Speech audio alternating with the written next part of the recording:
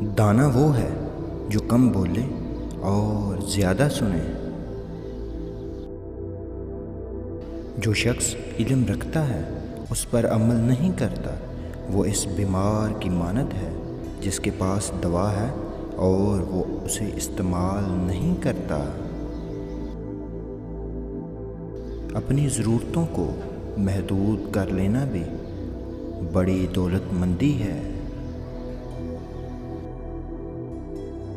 जब तुम्हारी रोज़ी दूसरों की रोज़ी से अलग हो तो फिर ये बेसब्री और परेशानी क्यों?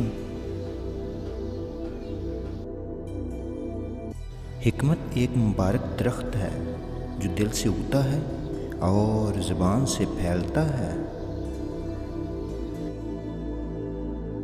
अपने आप को उस वक़्त तक इंसान न समझो जब तक तुम्हारी राय तुम्हारे गुस्से के ज़ेरे असर है।